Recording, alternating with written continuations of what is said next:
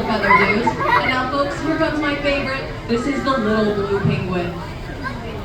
They are both little and they are blue. Actually, you can tell how they got their names. But these penguins are quite special. They come from South Africa, off the southern coast of Namibia. They're quite a long ways from home, but believe it or not, they're feeling quite home inside of this water here.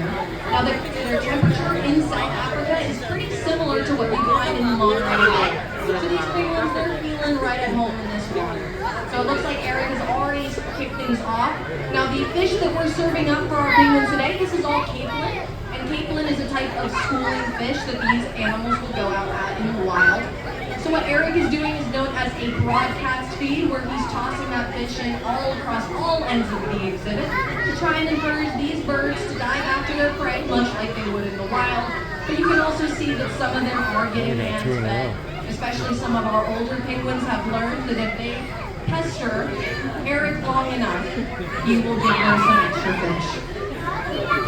So you'll see that they might look a little bit goofy on land, but that's because these incredible animals were truly built to be in the water. They have football-shaped bodies, which are really hydrodynamic, allowing them to pick up fast speeds in the water from up to 12 to even 15 miles per hour. Now, some folks don't seem all that impressed. So what if I told you that Olympic swimmers can only reach an average around 5 miles per hour? Think about these penguins lapping Michael Phelps in the pool next time you watch Olympic swimming. Now, folks, I want to point out that many of our birds, they're eating those fish head first. Now, if it were the other way around, those scales would actually irritate their stomach lining. So you'll see them kind of maneuver that fish around so they can eat it head first. Now, I also wanted to bring attention to the coats that they're wearing. Now, this is actually a very unique adaptation that you'll find in many different animals out in the marine wildlife.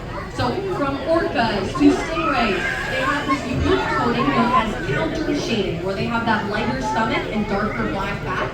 And this actually allows them to hide out in the wilderness. So you can imagine if you're a predator looking up at a penguin, right? That white stomach is going to blend into the sky. And if you were looking down on the penguin, that black back is actually going to blend into the darkness of the sea.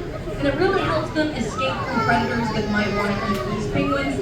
And it also helps them camouflage themselves from their prey, their fish. So what's really incredible about penguins is that they are visual predators. And essentially what that means is that they need to actually see their prey in order to catch up to it and eat it. They have this really unique adaptation that helps them see underwater. This is known as a nictitating membrane. It's essentially a second set of eyelids that slides on over when they get into the water.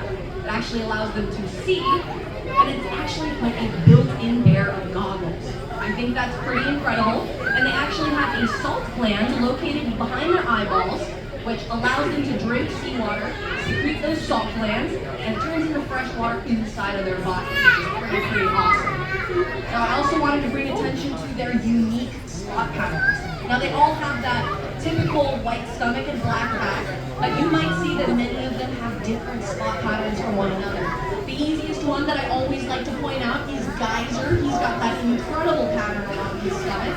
Now, once they've fully fledged and they've lost all of their gray downy feathers, once they've all grown up, those spots will actually stay in place for the rest of their lives. Kind of like a human fingerprint, and it allows us to figure out which penguins are which.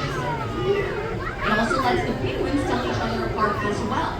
So I also wanted to point out that one of the most commonly asked questions that I get is, how do you tell a boy penguin from a girl penguin?